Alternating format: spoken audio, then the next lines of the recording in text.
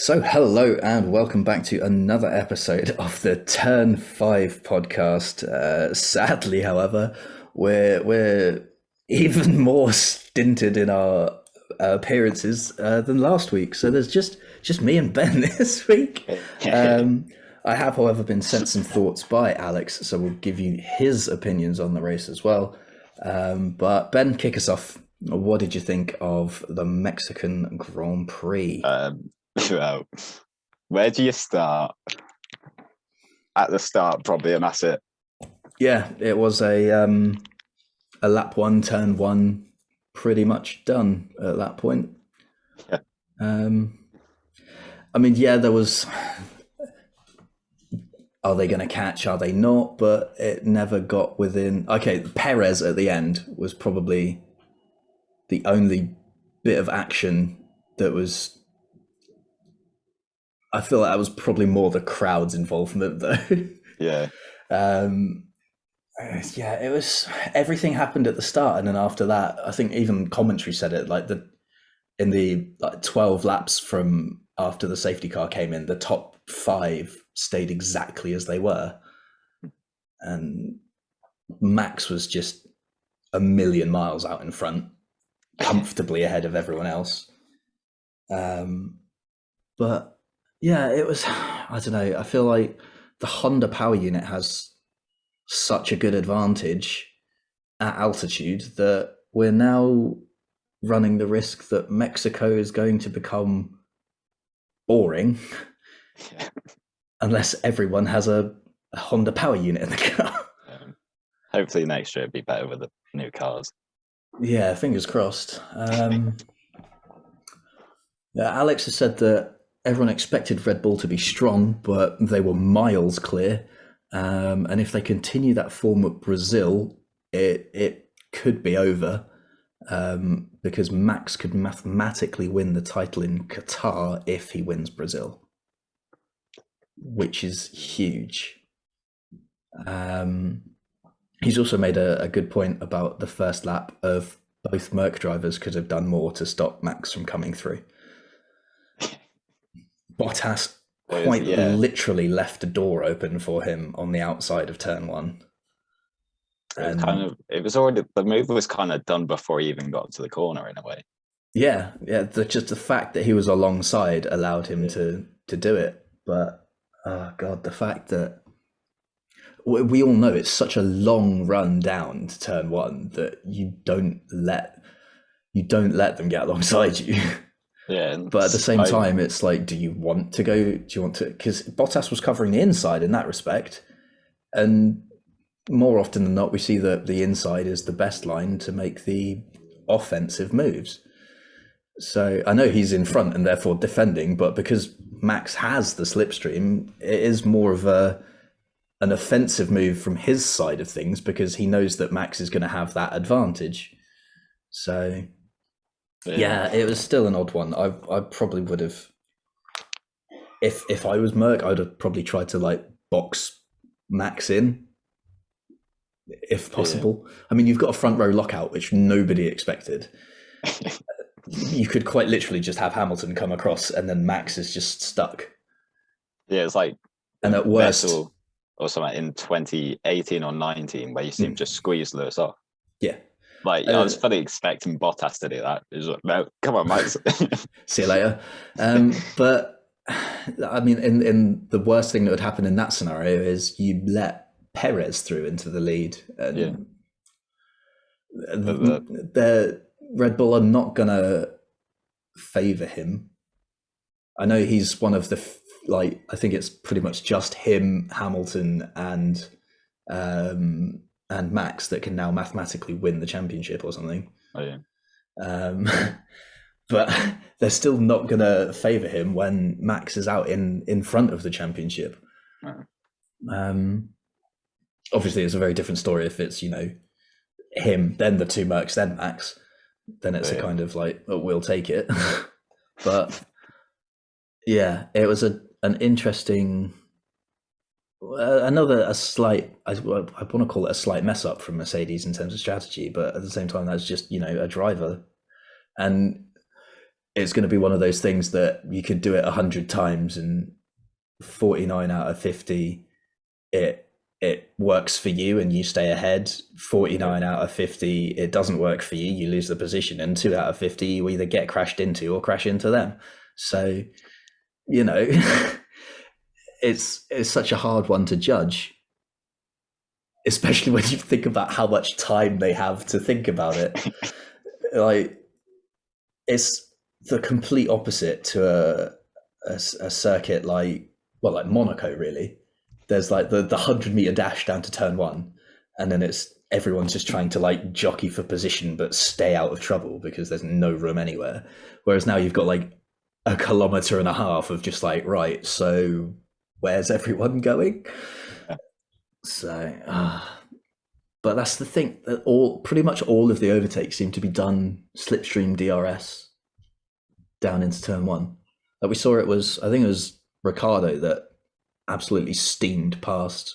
I want to say it was Ocon. Could have been one of the Williams though, to be fair. But he just literally just sat in the slipstream, flicked his DRS open, and he'd completed the overtake before they'd even got to the braking zone, to the point that he was back on the racing line in the braking zone. So, yeah, I feel Mexico is on one of those circuits that's on a knife edge. We've had good races there before, but if it continues to deliver races like that, it's not going to take much to sour it, we'll say. Because, I mean, everyone has that appeal of Melbourne, but that's because it's the first race of the season. It doesn't arguably bring the best racing. We've seen it at other circuits as well. Like people like, oh yeah, Singapore, what a great circuit, you know, all of the action. It's just because people hit the wall or each other. There's very rarely overtakes at Singapore. So yeah, I don't know. Hopefully with all these reg changes coming, we will every circuit will become a banger. But you know, Yeah. And we'll be moaning when there's less than like 20 overtakes in a race. Monaco again. Oh god, the Lance Stroll 2.0. But yeah, I don't know, it's going to be, when you compare it to the other races we've had, it seems somewhat lackluster, Yeah, both in terms of this season and previous Mexican Grand Prix. So yeah, it's the way this year's set up as well for like the last 5 races is like, it's so hyped up because it's just going to be good, and then it brings that, you're like, yeah. oh, It's so close, and then you realize that actually the Red Bulls have such an advantage here that yeah, that's it. It could go sour very quickly. Yeah. So, but must say the Mexican crowd did look absolutely insane, and would love to have been a part of that when Checo took his lap in the lead. Yeah. So, you know, get in the history books, first Mexican to lead a lap in a Mexican Grand Prix. Stole the whole podium. Yeah, I mean, you can't blame him, to be honest. Like, Yeah, it's like, if you're first your one home to do race, you'd do it exactly the same. Max is the whole car elevator where Max just sat on the car. I feel like that was kind of a bit meh. I feel like he could have done a better celebration than that. But at the same time, he has just done a very exhausting race, and he probably just wants to sit down. Yeah, I don't know. I do like that podium celebration is very cool. Yeah, it brings the summit to that Grand Prix because you don't get it anywhere else. You get it at turn one and at the end. Yeah. That's it. What else has Alex said? Oh yeah, Gasly has flown under the radar again, 4th, and just. I kind of feel quite every single time Gasly has like a storming Grand Prix, it's always one where Red Bull and Merc are miles ahead. So he's always like 4th or 5th, and it just goes under the radar completely. I feel like we should come up with an award, and because last season and maybe the season before, it was Carlos Sainz that would do this. Like Brazil, he did 20th to 3rd, and he wasn't featured on the broadcast whatsoever. So I feel like we need to give Gasly the Carlos Sainz Award for having an amazing drive but never being shown. You could say it was Sainz 2019, maybe Leclerc last year because the Ferrari was just that terrible, and then Gasly this year. Yeah, it's just so strange that you have like because when Norris broke down at Spa on the last lap, he'd been running in fourth quite comfortably, and we'd not seen him at all. And the only time we see him is when he bloody breaks down. So it was quite weird. We didn't even see him like break down. We just saw him at the side of the start-finish straight when the winners crossed the line. It was weird with Gasly as well because it was like around lap 40 or 50-ish. The broadcast just went to Gasly for a few laps. And there you go. Have a look at Gasly drive around. It was strange. Most of the TV directorship, from what I saw, was okay. Again, I was at work, so I was listening to it, but then I watched what I missed earlier today. So obviously I knew the results. I just wanted to see, what happened. Because obviously Danny hit Bottas into one, but then you had the whole kerfuffle of the 3 into 2 doesn't go, as Brundle put it. That got rid of Tsunoda and Mick. I want to say it was Ocon in the middle. Yeah. Ocon likes to get in the middle of a sandwich. He was just trying to give Alonso the young driver of the year award, as someone said. He's doing a good job of it. But I mean, that incident reminded me very much of Giovinazzi, Grosjean, and someone else at Russia, where the guy in the middle literally has nowhere to go. But what we did see was the stewards using racing incidents. Where did that come from? I do feel like Ricciardo deserved a penalty for what he done to Bottas. I mean, he locked up and tapped the back of Bottas and spun him around. So absolutely, that's going to like the effects of what happened after the crash. Exactly. They've not given him a penalty because he's gone to the back, and it's like, well, so is the guy he hit. Yeah. So he should still have a penalty, because if he'd got a 5-second penalty, he would have come out behind Bottas, and then Bottas wouldn't have been stuck behind Danny for so long. Yeah. Because that was another thing. Bottas just could not get past Danny. No, I was seeing that as well though. Like, surely with Red Bull and Perez, you could say they kind of messed up the strategy in a way. I feel like if they did box Perez after Lewis boxed like the lap before, I think, because it was shown on like the TV pit stop things like Perez 5 tenths ahead or whatever. It feels like that could have been the chance to get Perez ahead. Yeah, I feel like they could have risked going longer on that set of mediums and then taken Perez to softs, because they pit so much later than anyone else. But then again, Norris pit way later than everyone. Like 40 odd. But he pit later than the cars around him, but then went to the hards anyway. And it's like, well, if you're going to do that, you might as well have come in earlier, because you've probably lost more time. You've probably lost more time by being on a worse set of mediums than you would have been had you been on the hards. Yeah, it's the gap to Gasly, wasn't it? Yeah, the gap was there, I think. Yeah, because it was like, what is 22 seconds needed for a pit stop, and Gasly was loitering around like 19 or something. Yeah. So it's that awkward guy in the way. Not that he's for the sister team or anything. Yeah. Helmut Marko angrily dialing the number. The next point Alex has raised really, really pains me, and will probably pain you as well. McLaren have fallen off recently. Lando being 5th in the championship is not guaranteed. Yeah, and I mean, he's not wrong. I'm kind of praying on Qatar and Jeddah to be full McLaren tracks. Yeah, it's what it needs, isn't it? We need the unknowns to go the way of the papaya. So I think Brazil will probably be Ferrari again. Well, I don't know. You say that, but I mean, Sainz got on the podium in a McLaren. Yeah, that is true. I mean, I know there was a lot going on around him to get him there, but still, he got there. The Ferraris can take each other out again if they want. Someone wants to see that. I've got that down here on my piece of paper. So, but we won't have Mein Gott this time. We'll have Thunderstar probably. Yeah.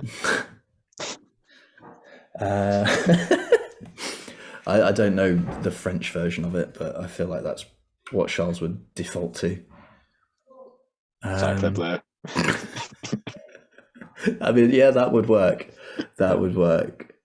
Vettel, Alonso, and Kimi all finished in the points. Yeah. So experienced drivers leading their teams. And showing their class. Yeah. And Red Bull handled the Tsunoda qualifying situation very badly. Alex has gone so far to say he did nothing wrong. Well, he wasn't on the track, so I feel like he did something wrong to end up over there, to be honest. Yeah, but it sounded like a team radio miscommunication. Mate, it looked like a mess, and the further, like, when Perez got on the scene, it looked like a mess, and then when Max got on the scene, it just looked like a disaster. So, and then you just say, these idiots. It's just typical, isn't it? So, speaking of Max, he had that elite powers rejoin the race to purposely slow down 3 seconds to stop Bottas on his fastest lap. That is amazing, and what we love to see. I mean, when you're that far out in front and you can just afford to slow down 3 seconds, why not? So, yeah, fair play. It's the most convenient lockup in the world. Just has slows down. Bottas unlaps himself and then just casually slow down enough that, speed up enough that you now get him back in front of him and he has blue flags. Yeah. Oh, God. That's a point I wanted to raise. Speaking of blue flags, I was rewatching it on the app because it tells you when the blue flags are waved, and a certain favorite of ours, when mentioning blue flags, received their first wave blue flag on lap 18, but didn't get out of the way until lap 19. Mazepin got blue flagged on the way into the stadium sector. Like in that DRS section, he got a waved blue flag. I feel like Max probably just sat behind him anyway, just to get that DRS activation. Yeah. Extra speed boost. But still, the fact that it was like, what's that? That's 4 or 5 corners where Max has had to sit behind him. Yeah, 4. So, still, I mean, if he got the DRS, then it's probably paid off. So, not that Mazepin's going to be much of an issue when you have that far to overtake him. Yeah. So, right, let's go through what everyone said for their predictions, and it's going to bring me great pain. So, in last place, Chris, unsurprisingly, he's making a habit of this, and well, I can't help him because I want to beat him. So Chris got 2 points, and that takes his season total up to 62. He's doing last. Scotland proud. Sure. Then comes me and Sonia. We both got 4 points. So Sonia's now on 80 and I'm on 81 points. Then Ben, you and Alex were tied on 5 points, forgetting pretty much the right podium, but you got 2 and 3 the wrong way around. You said Verperham, so close, but no cigar. Ben, you're now on 72 points and Alex is on 76. And Nia, the only thing she got wrong was pole position. So she got 15 points and she's now stormed into the lead on 84. From nowhere. I've been in the lead for so many rounds now, and there's like 5 to go and I've lost it. I'm not okay with this. Our bold predictions. Alex said that a Red Bull and Mercedes would make contact. I mean, Perez thought he did, but I don't think so. I don't know. It looked like it was all Ricciardo to me. Ben, you said Perez to overtake Hamilton on lap 1. I mean, he kind of almost did, but he then let Hamilton back through after taking to the runoff.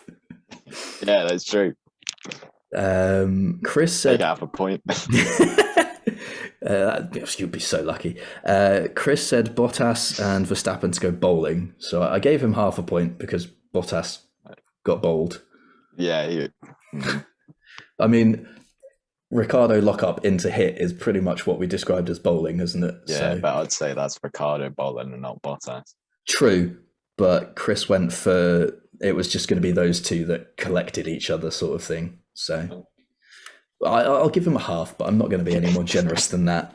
Nia said Leclerc would finish P9. He didn't. He finished P5, I think. Yeah, P5. Yeah. To which she was not impressed when I reminded her of that. He exceeded my expectations. And then Günther Steiner's favourite word on Drive to Survive. And then I said that Hamilton would DNF with a mechanical failure. And, well, no, because he was stood on the podium. So that obviously didn't happen. As for Mazepin Bingo, Ben, unfortunately, you came last. You got the fact that he would finish the race correct, and that was it. He first got lapped on lap 19 and finished 3 laps down.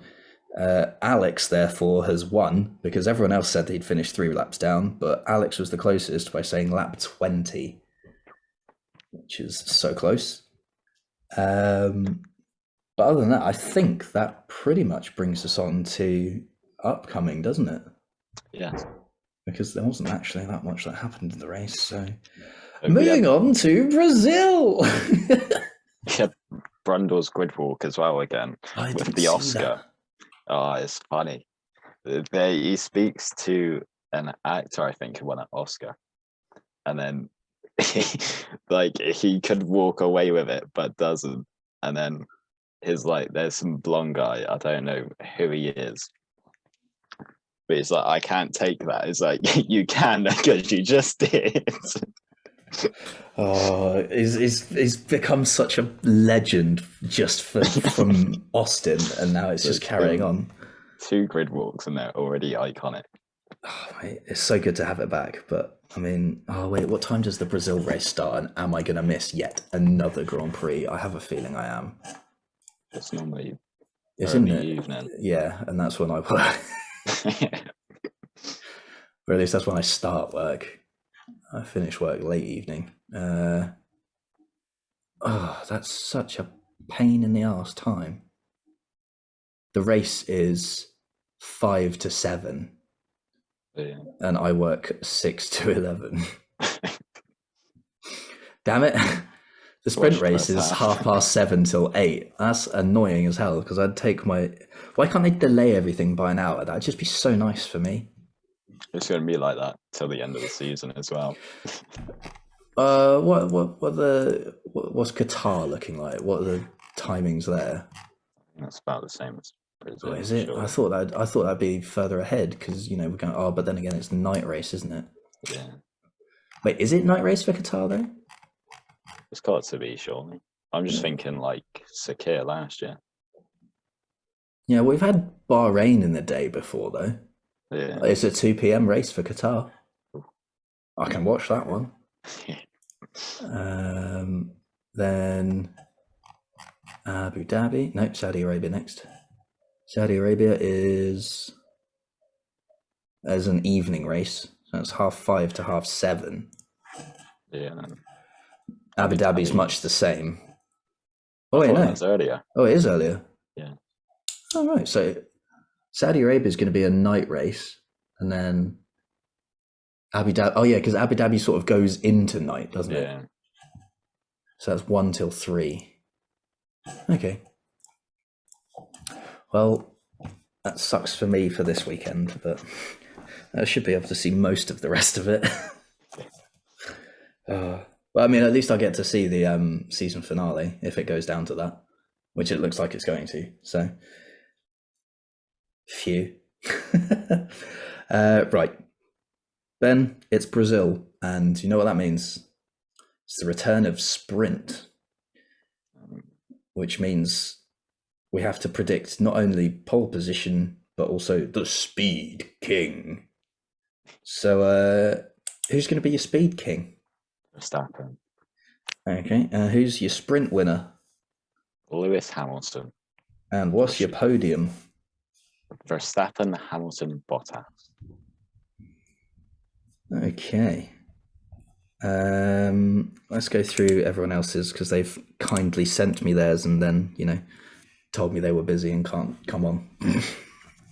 Alex has gone for Bottas Speed King, Verstappen Sprint winner, and a race podium of Bottas, Perez, and Leclerc. All will become clear soon. Chris has gone for a Speed King of Verstappen, a sprint winner of Verstappen, and a podium of Hamilton, Verstappen, Perez.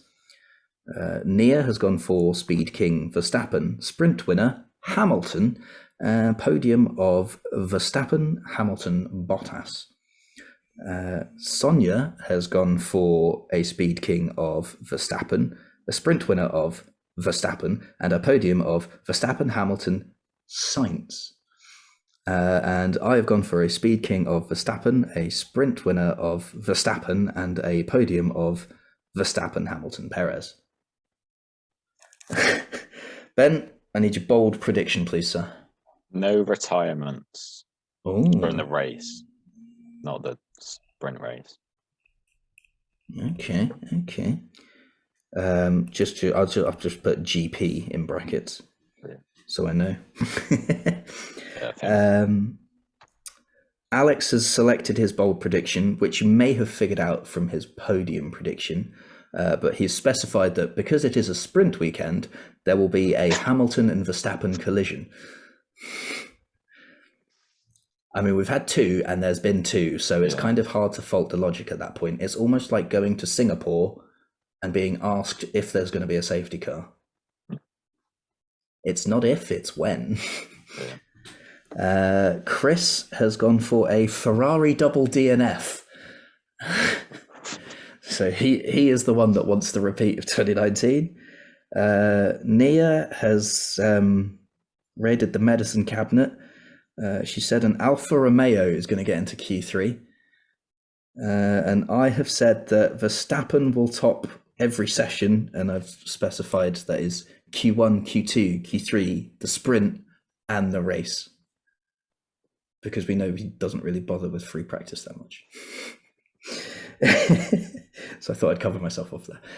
Mazepin bingo. Right. Let's give you the others. Actually, no. Let's let you glow in blind. Ben, what are you going to go for? I'm going deja vu. So I'm going 3 laps down and lap 18. Lap 18. Apart from, obviously, this race got lap 19. So we've got exactly the same. Genius. Then Alex has gone for exactly the same as last week and said yes, 20 and 3 laps down. In fact, everyone said 3 laps down. Chris has gone for lap 21 and Nia has gone for Old Faithful of lap 25. Which, I mean, if there's a long enough safety car period at the start, could well happen. So, social media predictions, we've got a few in this week. Macasins has gone for a sprint winner of Verstappen and a podium of Verstappen, Perez, and Hamilton. Hamble93 has gone for Speed King Hamilton, sprint winner Verstappen, podium Hamilton, Perez, Norris. And Wolf8 has gone for a Speed King of Bottas, a sprint winner of Verstappen, and a triple Honda podium of Verstappen, Perez, Gasly, which would be absolute scenes. So, I mean, we came quite close with it when we were last at Brazil until, you know, Albon went spinnerinoed. Thanks, Hamilton. Sole loser. Yep, definitely. Other than that, I feel like that kind of wraps it up. There hasn't really been that much news since anything. Like Alfa Romeo still haven't announced who their second driver is, so we've not got anything to say on that front because all of our guesses are still kind of relevant. The Constructors' Championship is now within a point. Yeah. So spicy, but Max has extended his lead at the top of the drivers. So I'd say all to play for, but it's looking more like Max has this than anything else, to be honest. Yeah, but that's going to be a massive Murray Walker commentator curse, that, isn't it? Yeah, one mechanical failure or whatever, and that's it. Game over. So switches. We've seen stranger things happen. Yeah, is that Verstappen? I was thinking more, is that Ocon? And the unlapping diabolical drama of Brazil in years gone past. What was that? Was that 2016? 2018. 16 was when it was wet and he spun came third. Yeah, did that epic save where he didn't quite make the wall. Yeah. Max just loves to have moments in Brazil. Yeah. That should have been bold prediction. Max spin. Max catch. Oh, right. Well, in what turns out to be a reasonably brief episode due to a, light ground coverage of reporters, because Alex is still looking at trying to figure out how to get his internet to work at uni. And Chris said he hadn't watched the race, so would give it a miss. But, we told him to just watch lap 1, but he never responded. Thanks, Chris. He's passed out watching lap 1. Yeah, that's probably it. So yeah, we will bring you the results of the Brazilian Grand Prix at the same time next week. At which time I'll then ask about everyone's predictions for the upcoming unknown Grand Prix. So until next time, thank you for watching / listening. Please like, rate, comment, rate whatever it is you do, and we will see you next time. Goodbye.